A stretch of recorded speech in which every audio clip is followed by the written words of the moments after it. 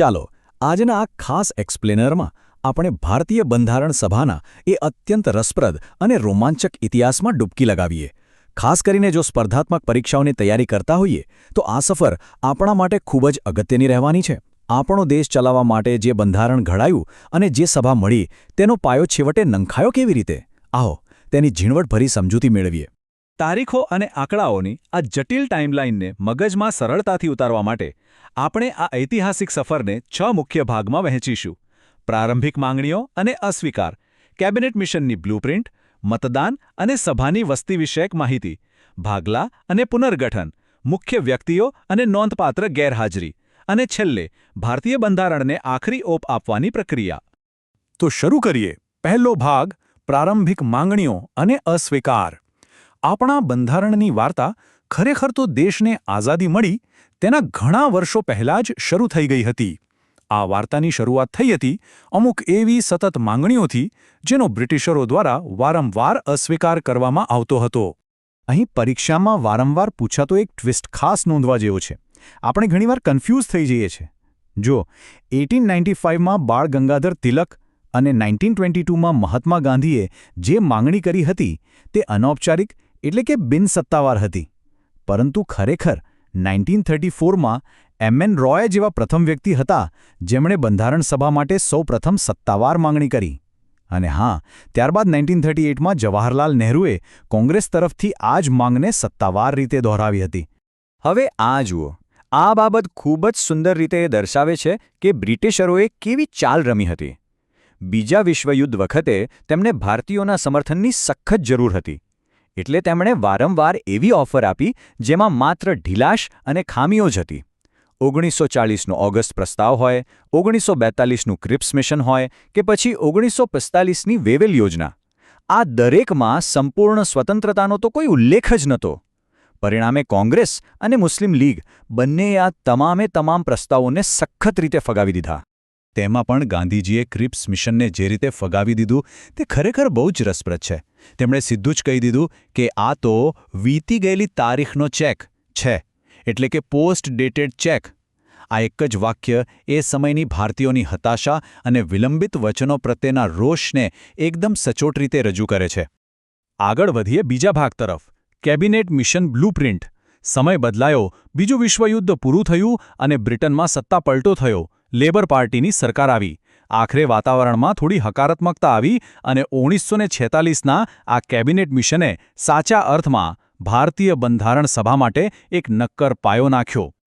આ કેબિનેટ મિશને કુલ 389 સભ્યોની બંધારણ સભાનો પ્રસ્તાવ મૂક્યો.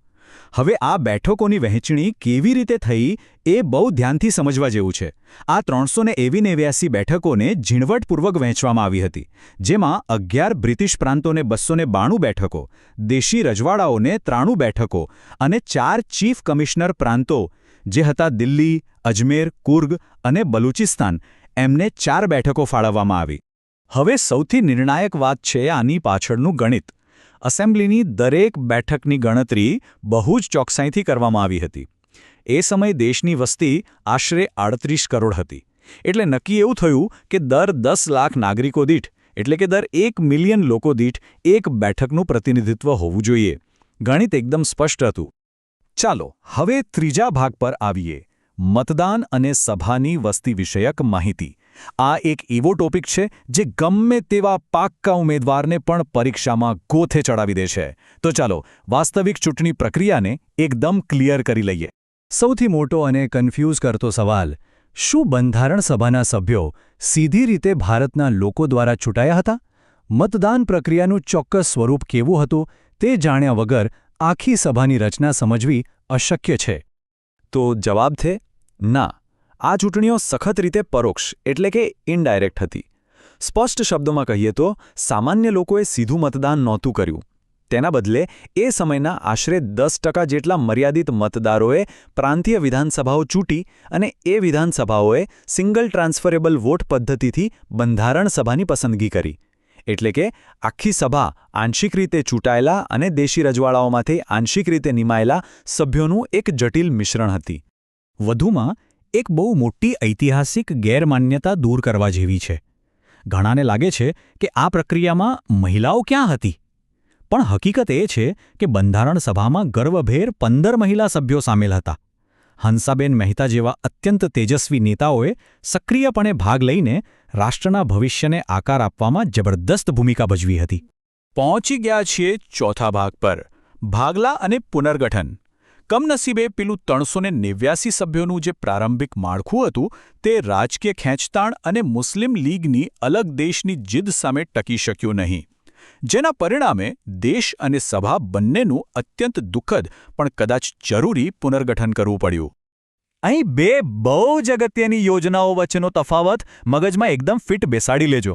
એક હતી બાલ્કનીકરણ અથવા ડિકી બર્ડ યોજના, જે બહુ જ ખતરનાક હતી. એમાં પ્રાંતોને નાના નાના સ્વતંત્ર દેશો બનવાની છૂટ આપવાની વાત હતી. સારું થયું કે જવાહરલાલ નહેરુએ તેને તરત જ ફગાવી દીધી. તેની સામે આવી 3 જૂનની માઉન્ટબેટન યોજના, જેને અંતે સ્વીકારવામાં આવી.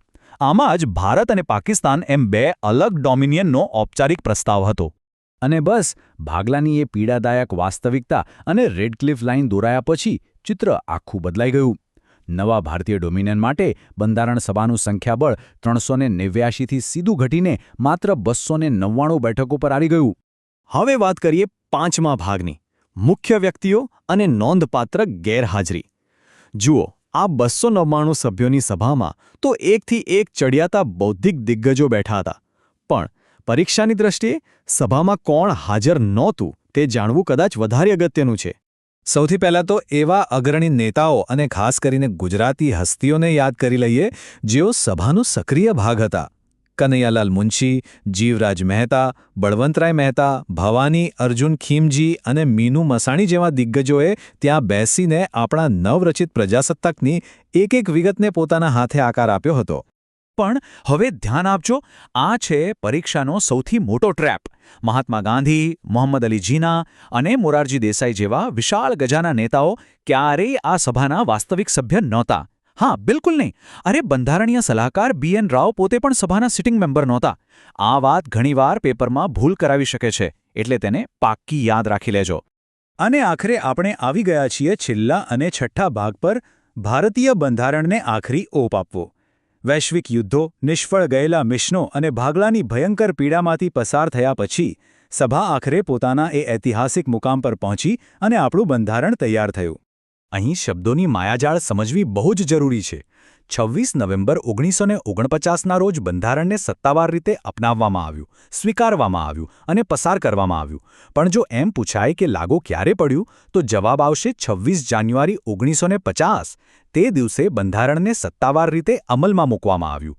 આ 2 તારીખો વચ્ચેનો તફાવત બરાબર ક્લિયર હોવો જોઈએ.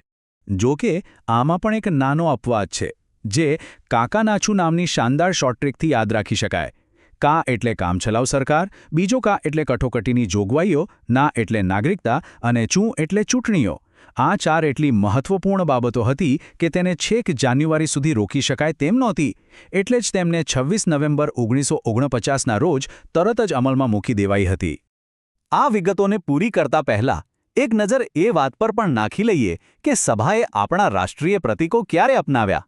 રાષ્ટ્રધ્વજ તો છેક 22 જુલાઈ 1947ના રોજ, એટલે કે આઝાદી પહેલાં જ અપનાવી લેવાયો હતો, જ્યારે રાષ્ટ્રગીત, રાષ્ટ્રગાન અને રાષ્ટ્રીય ચિહ્ન છેક 1950ના જાન્યુઆરી મહિનામાં અપનાવાયા. આ ટાઈમલાઈન ગોખવા કરતાં આવી રીતે સમજી લેવી વધુ સહેલી છે. આ મહાકાય પ્રોજેક્ટ પાછળની મહેનત ખરેખર ચોંકાવનારી છે. જરા વિચારો, પૂરા 2 વર્ષ, 11 મહિના અને 18 દિવસનો સમય, આશરે 64 લાખ રૂપિયાનો ખર્ચ, દુનિયાભરના 60થી વધુ બંધારણોનો ઊંઘો અભ્યાસ, અને એમાં પણ અંગ્રેજી અને હિન્દીમાં અત્યંત સુંદર હસ્તલિખિત કેલિગ્રાફી, અને ઉપરથી શાંતિ નિકેતનના કલાકારોનું અદ્ભુત આર્ટવર્ક. આ કોઈ નાનીસૂની વાત નથી. તો સોર્સ મટીરિયલની આ ઐતિહાસિક સફરના અંતે આપણા માટે એક બહુ જ ગહન સવાલ ઊભો થાય છે. 64 લાખ રૂપિયાના ખર્ચે અને લગભગ 3 વર્ષની કાળી મજૂરી પછી જે દસ્તાવેજ તૈયાર થયો, તેને આધુનિક ભારત આજે કેટલો ન્યાય આપી રહ્યું છે? પેલા 299 મૂળ આર્કિટેક્ટ્સના એ ઝીણવટભર્યા વિઝનને આપણે કેટલી હદે જાળવી શક્યા છીએ? આ વિશે ખરેખર ઊંડાણપૂર્વક વિચારવા જેવું છે. આ બધી વિગતો માત્ર પરીક્ષા પાસ કરવા પૂરતી નથી, પરંતુ આપણે કોણ છીએ અને આપણો પાયો કેટલી મજબૂતીથી નંખાયો છે એ જાણવા માટે પણ એટલી જ અગત્યની છે.